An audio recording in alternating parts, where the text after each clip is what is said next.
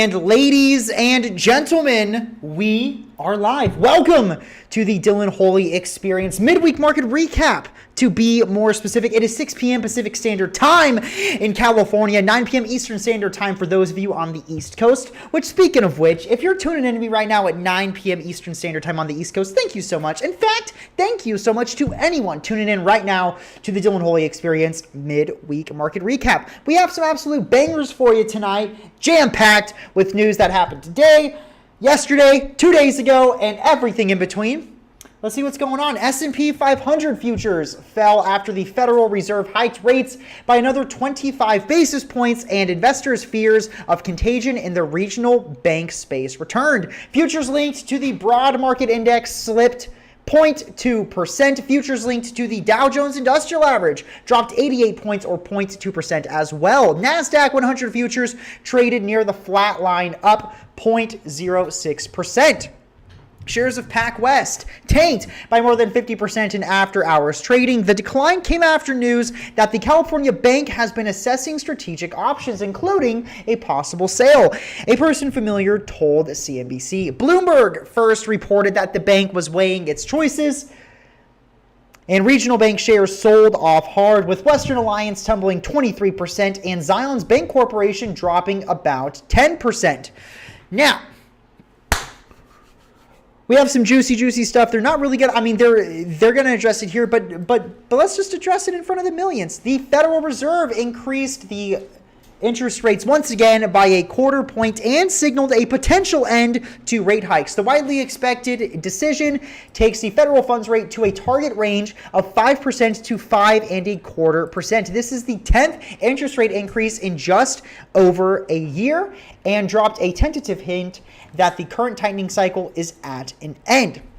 Now, here's what's pretty crazy about this interest rate hike.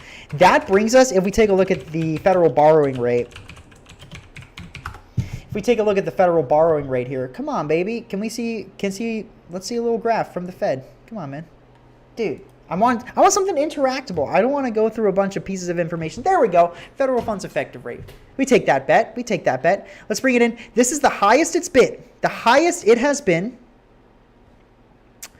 since just before the 2007 housing crisis. Obviously, I've never been about doom and gloom on the Dylan Holy Experience. We're just here to give you guys facts. We're not here to sensationalize stuff that's happening. We're not here to freak anyone out about what's going on. We're just covering facts here. And the last time interest rates were this high, all debt-based assets collapsed. They fell apart. The median price of a home dropped pretty significantly. If we take a look at the median sales price of houses sold in the United States in 2008, if we take a wee gander here, if we can drag this, let's just bring it down. It went from, in 2007, 257 down to 208. So there was a clean, nearly 50,000 swiped right off the top. And we are starting to see that actually in Q1 of 23, where the median price of a home actually fell $40,000. And I think that the market is just starting to price in the value of a home. So I think from a macro long-term perspective, probably 1 to 2 years or so, I do think we're going to keep seeing housing prices decline, and that'll be that. That being said, if you see a good price for a home right now, go for it if you want to. It's never financial advice on the Dylan Holy Experience. I'm just out here giving my opinion, baby. This is jazz. I'm just riffing here. But no, for the first time since Q2 of 2020, which is when all the COVID pandemic stuff happened, the price of a home declined, and this is actually the fastest and hardest on record it's ever fallen. This news is like breaking today. I actually have never seen this before. But yeah, I think that the interest rates, they're starting to catch up. The physics are catching up, and the Federal Reserve Chair, Jerome Powell, had a few interesting quotes that he said in this meeting, that 25 basis point meeting. He said, looking ahead, we'll take a data-dependent approach to determining the extent to which additional policy firming may be appropriate. We are prepared to do more if greater monetary policy restraint is warranted. A decision on a pause was not made today. That being said, he is starting to see, stuff is slowing down. We are starting to see slower job growth, and we're going to talk about that a little later. Tighter credit for households, but inflation is coming down.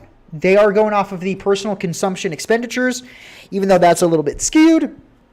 We've talked about that ad nauseum before, but that is the metric that they're going off of. So, dude, just look at what they've done. Like, this is crazy, dude. They brought it to 5.25% in 2007, and then they caused a recession, and then they brought us out of it in late 2008 into early 2009. And look at that. They are raising it just as high again. So we will see. That's all we can really do. We will see what happens to the market. Markets don't fare great when interest rates are this high. I'll say that. And going off of historical data, it's not fantastic. It is not fantastic. Moving on, we have some First Republic Bank information. I'm sure everyone's already seen already, but JP Morgan is taking over First Republic Bank after the biggest U.S. bank failure since 2008. JP Morgan acquired all of First Republic's deposits and, quote, a substantial majority of assets. Ooh. We're going to talk about that a little later. Mortgages are speculated as the primary cause of the First Republic Bank failure, per Bloomberg. At the start of the year, First Republic mortgages were valued at $19 billion less than face value if sold, and they also had another $8 billion or so in markdowns on other loans and unrealized losses on bonds. Analysts realized in a sale or eventual bank run, the $27 billion in unrealized losses would completely wipe out the firm's $13 billion in tangible equity. And look at what happened. Look at what happened, man. It all got wiped out.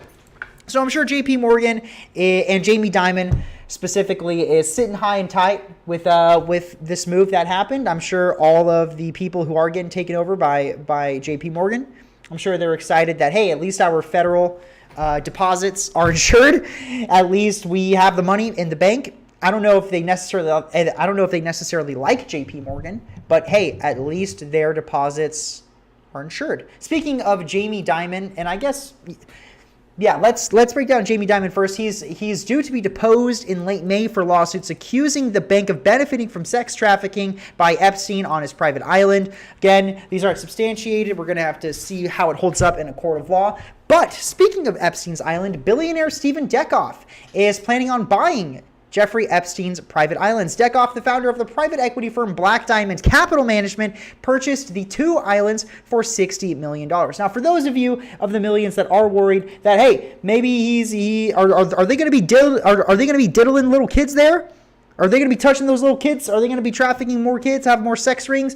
That's not what they're saying. According to a press release about this sale, Mr. Dekoff's plan is to develop a state-of-the-art 5-star world-class luxury 25-room resort that will help bolster tourism, create jobs, and spur economic development in the region while respecting and preserving the important environment of the islands. Yeah, I mean, they're telling us this. I'm hoping they don't touch kids. That's all we can go for right now. I hope it's this. I hope it's not any more, sex rings or human trafficking or anything.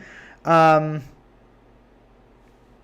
I mean, again, I'm probably not ever going to go to this resort, but for those of you that are excited for it, hey, let me know how it goes. Moving on. Speaking of FDIC insurance, we were talking about First Republic Bank deposits now generally being insured by JP Morgan. The FDIC is suggesting an overhaul on how FDIC insurance works. The proposed overhaul will allow the FDIC to bail out entities on a targeted basis for higher amounts past the $250,000 mark. Now, this comes hot off the heels of really what started with all of the regional bank failures. So, and including Silicon Valley Bank as well. So the Silicon Valley Bank depositors, most of them had balances way higher than $250,000, and the FDIC acts to protect all depositors of the former Silicon Valley Bank in Santa Clara, California. They did this because these are major startups, major tech companies, like massive, American institutions. So if these companies were to go completely insolvent, all of their money gone in Silicon Valley Bank, it would have catastrophic effects all over the United States, like cascading catastrophic effects all over the United States. And I think like the thing is most people are never going like they're not going to need to be insured past the $250,000 mark, but not members of the millions, because y'all are going to be rich as shit. We're all going to be rich, baby. We're all going to be rich. And that's why you're going to have different banks up to $250,000. So you're federally insured with all of your cash all up. That's how we run the game at the Dylan Holy Experience. But I think for a targeted basis, just taking it in, I think it's generally fine. Like, it makes sense that some institutions, if they have billions of dollars at a bank and the bank goes insolvent, they should probably get the money back, even though it's past that $250,000 mark. It's systemically important to the United States that they get that money. And I've never been one for bailouts. But the thing with like, these places aren't, these depositors aren't systemically important banks, but they generally share the same point. So systemically important banks are banks that if they were to go, or it's a systemically important financial institution, systemically important bank, nonetheless. These banks are banks such as JP Morgan, where if they went insolvent, it's like, yeah, whatever, JP Morgan ran out of money, but it's like fucking 100. How many Americans bank at JP Morgan? Americans at JP Morgan Chase. If JP Morgan Chase went insolvent,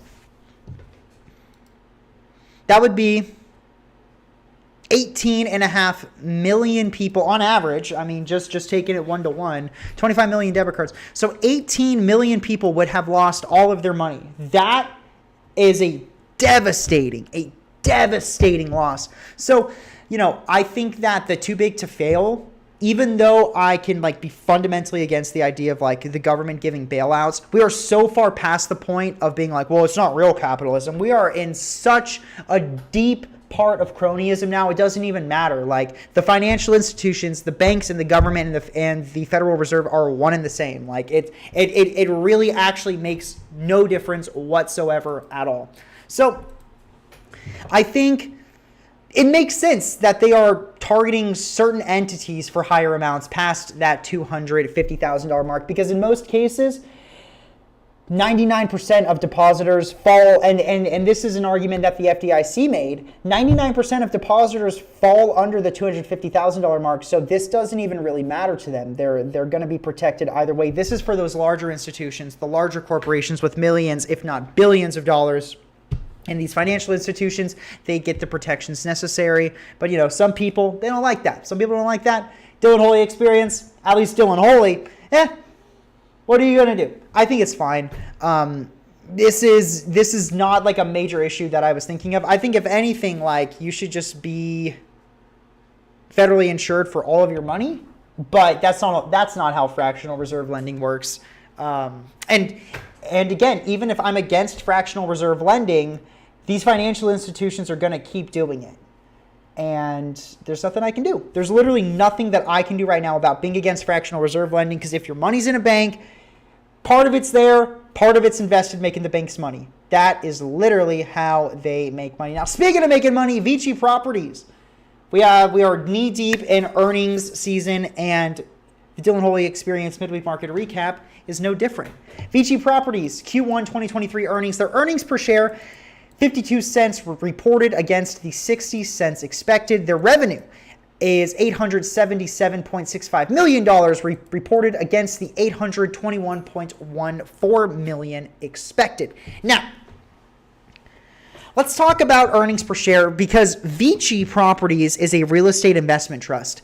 And most real estate investment trusts, the earnings per share is actually not a good indicator of how well a real estate investment trust is doing. The real bread and butter, the real name of the game is AFFO, adjusted funds from operation, and that increased by 73% year over year. Let's talk about adjusted funds from operation for a second. So AFFO versus EPS. So AFFO, or actually, let's just break down AFFO first. So funds from operation, let's bring it up here. AFFO is a measure of financial performance of a REIT.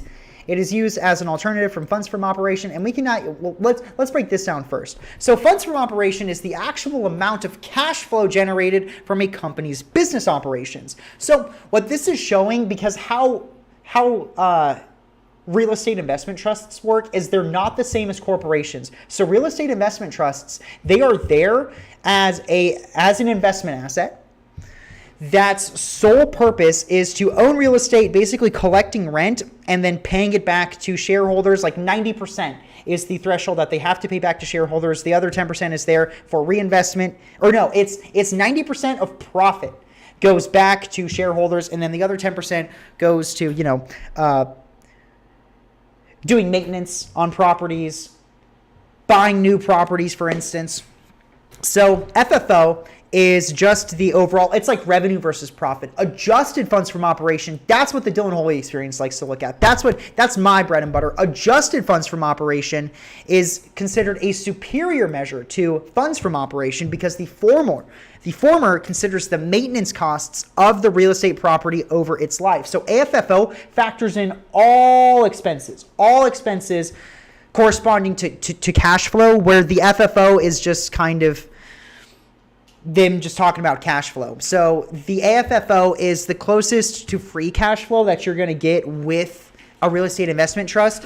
And the AFFO of Vici is fantastic. I mean, it's up 73% year over year. Now, if we're looking at the actual dividend, because if you take a look at the dividend payout ratio on TradingView, they calculate dividend payout ratio, and this is no fault to TradingView. The Dylan Holy experience loves TradingView. I use it every single day, but there are some shortfalls. One of them being how they calculate the dividend payout ratio, and they do the dividend amount divided by earnings per share. But we don't go off of earnings per share for REITs. So if we take a look at Vici Properties, the payout ratio is 107.64%, a healthy one. If you want to take a look at, call it like Apple. Let's just take a look at Apple. Apple's dividend payout ratio is 15%. Microsoft is like 23 to 25, 28, excuse me, 28. But if we're taking a look, so this is exponentially higher, even if we look at like boomer companies. So let's take a look at like Procter. If we take a look at Procter & Gamble, where is it here? Procter & Gamble's is like 63. You have General Mills, they're at like 46. So the boomer companies, the large conglomerates, they're definitely on the higher side. But Vici Properties definitely seems like an outlier here at 107.64%. But if we look at the Vici Properties Q1 2023 earnings, and then we'll also pull up the Vici Properties macro trends. Bada boom, bada bing. Let's take a look at what we got, baby. Boom. Oh, I don't want the conference call. That's ridiculous. I don't want the conference call. But if we take a look at the stock price, all right. Well, I mean, really, we're looking at the dividend payout history, and then we'll grab some news, press releases, and we're gonna grab first quarter earnings 2023. So if we take a look at AFFO per share, this is just breaking it down AFFO per share, because that's what they base dividend payout ratios after, earnings per share. If we take a look at AFFO per share, bada boom. All right, so basic AFFO per common share. I'm just going to use this number, but it's 53 cents per share in Q1 of 2023, right? Q1 of 2023 versus the payout that they did. If we take a look over at TradingView, Vici Properties, we'll do some financials here. Give me some earnings, baby. They paid out 39 cents in that same time. So it's still it's a much more sustainable dividend than what is being shown on TradingView right now. I actually love Vici Properties. I'm not actively in them right now, but I am looking to allocate part of my portfolio towards them. I love casinos. I love gambling. I don't love gambling, but I love gambling business models. And Vici Property owns like 50% of all of the casinos on the Las Vegas Strip that give a damn or that are worth a damn. And significantly more. They were formed out of the bankruptcy filings of Caesars Entertainment, and their business model now is they own the actual businesses, or they own the actual casinos, and they just lease them out to MGM Grand. They own MGM Grand, Caesars Palace, the Venetian, Bellagio. Like they own all of these massive casinos, and they're just renting them out, and they're collecting that paper. REITs are just massive landlords. Like, that's how you really need to look at them. They're just landlord businesses. Vici Properties, they mint, they pay out. Their dividend yield right now is 4.63%, higher than market average, and I like them. And they had a great earnings report. Speaking of companies that I like that had a fantastic earnings report, where is it? Come on, did we just click off of it? Oh my gosh, silly me. Let me do it, hold on. There we go, WWE. You know me, baby. We love professional wrestling. Sports entertainment, if you will. WWE had a fantastic Q1 of 2023. Kinda. So their earnings per share beat 43 cents reported versus the 42 cents expected. Revenue beat $297.6 million reported versus the $291 million or $291.47 million expected. Free cash flow did fall into the negative. It fell by 129.55% year over year. WWE is saying this is partly because of their new office building, but regardless, they still lost money. Dylan Holy Experience doesn't like it that much, but the product was absolutely fantastic and is firing on all cylinders. How so? WrestleMania 39 is the most viewed premium live event of all time, with global unique viewership increasing by 29% year over year. How is the recap? Why do you have so many tabs open? Because these are all the pieces of news that we cover on the midweek market recap. The reason that we have so many tabs is because I'm giving the millions all the information they need. WrestleMania sponsorship revenue more than doubled year over year. And WWE's premium live events, the Royal Rumble and the Elimination Chamber, domestic unique viewership, so in the United States, increased by 52% in the case of the Royal Rumble and 54% in the case of the Elimination Chamber. So they have way more eyeballs than they've had ever before. Well, not ever before. The Attitude Era was definitely a thing, but they're making way more money, dude. And I think that long term, we are going to see this start paying. I mean, they are paying dividends, but I think it's going to start paying dividends in terms of company growth. Viewership for WWE's weekly flagship programs, Raw and SmackDown, both increased 7% year over year. And this is actually against a 15% decrease in overall television viewership over that same year over year time. So they're significantly outperforming what many people think just this 7% is. I love WWE. They are merging with Endeavor, or they're merging with Endeavor, with UFC. I think it's going to be interesting. I think that the sports entertainment's only going to get more sporty and more entertaining. They had a great Q1 of 2023. WrestleMania 39 was fantastic. Night 1 of WrestleMania 39 is by far my favorite night of WrestleMania ever. I loved WrestleMania 39 Night 1. It was just great, man. It was great. Night 2 was great too. Roman Reigns won. I must acknowledge my tribal chief, the undisputed WWE Universal Champion, the greatest of all time. Gotta make some Moodishrooms. Have a good life. Hey, appreciate it. Thank you for tuning in, Emily. And I hope you have a fantastic Moodishroom cultivation time. In so many words. Moving on, Jenny Craig. And this is a rumor. Jenny Craig is planning on closing its doors due to the inability to secure additional funding. Corporate employees were informed last week that their Carlsbad, California-based HQ or headquarters will close on June 24th, but it may close as soon as this week. Employees fear that the company will file for bankruptcy by the end of this week. And it's interesting that this is one of the greatest business fumbles of all time, because Jenny Craig's entire business model is predicated on obese people losing weight. And America's obesity rate, or just the world obesity rates, have increased just insane, dude. I mean, look at this. Look at the obesity rates in this country. The proportion of overweight people in the population is is over 70% of overweight people, not obese people, but like overweight people. Dude, it's insane. Like, and this, how are we fumbling here? How are we fumbling here? America's getting larger, the world is getting larger, and the weight loss business is fumbling? Come on, y'all. What are we doing here? Speaking of businesses fumbling and failing, Morgan Stanley is planning on laying off 3,000 people, about 5% of its global workforce. Unity Software is planning on laying off 600 employees, about 8% of its workforce.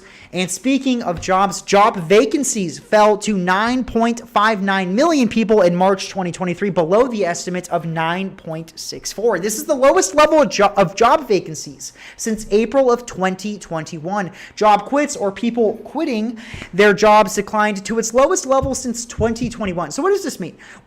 If we break it all down, a key metric that the Federal Reserve was using to, guide their inflation or their interest rate hikes and increases over this last, at this point, 15 months.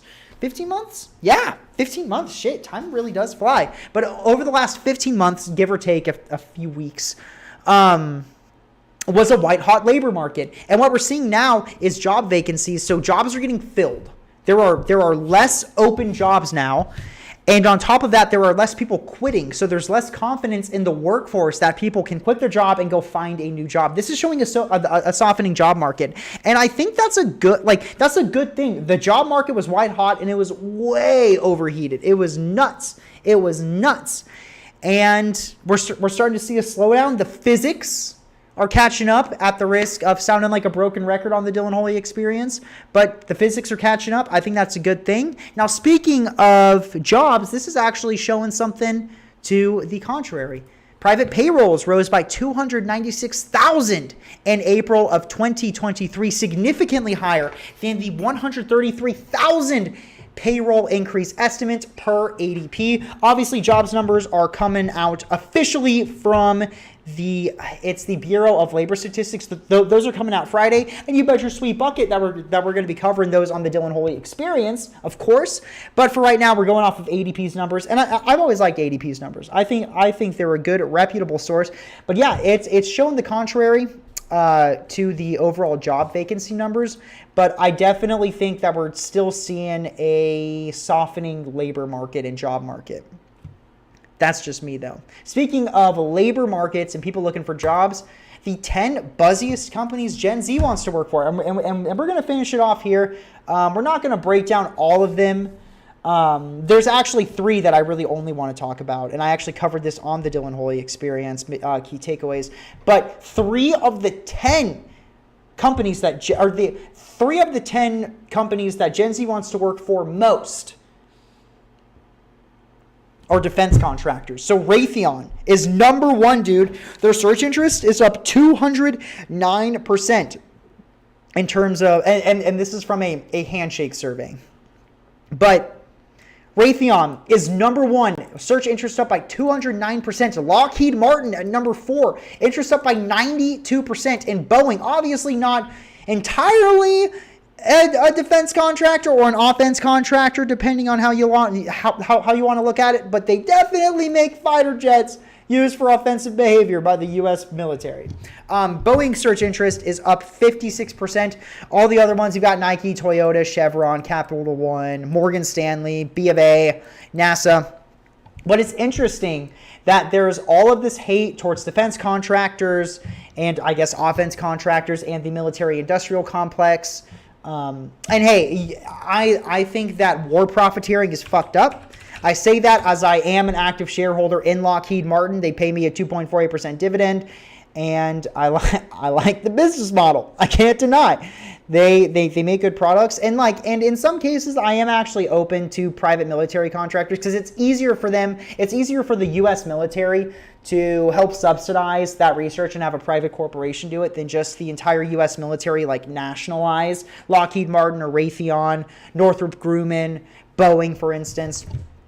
But no, I find it very, very interesting because I'm in this Gen Z age demographic, and at least from my perspective, they are not the most popular companies on planet Earth. But with that, I think that's where we're going to cap off the Dylan Holy Experience midweek market recap tonight. Now it's time to do some subtle plugs.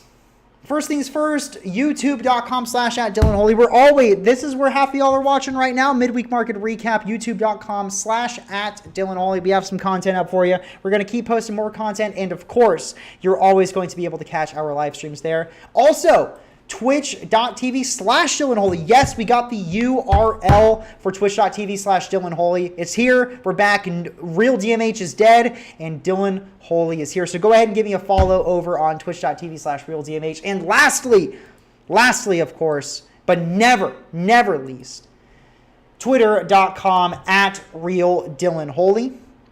Here's what's going on. You guys are always going to find out first whenever we are about to go live on the Dylan Holy Experience. I give y'all an hour heads up that I was going to be live over on youtube.com and Twitch. So go ahead and give me a follow there. I also do key takeaways on the market every single day. So whatever's happening in the market, I'm giving y'all the hand parsed.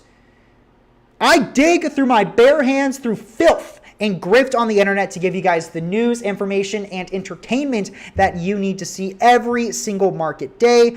And I also give y'all market moves, so whatever's happening with Dow Jones, Bitcoin, S&P 500, and ounces of gold, I'm giving y'all what's going on with that too. I'm giving y'all breaking information, so when within a minute of the Federal Reserve announcing the interest rate hike, it was posted on the Dylan Holy Experience, and we have quotes on there too, baby. And come on, man, dude, look at this funny picture of Jerome Powell. Do you not want to take a look at this? Come on, baby, that's funny as hell. We're also giving you breaking news as soon as it breaks, and of course, earnings reports whenever it's earnings season. We are hand parsing, going through balance sheets, going through all of this information just to make sure you all have the most amount of information that you can and be as entertained as possible. And with that, I think we're going to head off. I think we're going to end the midweek market recap. Thank you all so much for watching. It's seriously always a pleasure, and I'm honored that you guys are giving me at least some of your eyeballs for just a wee bit.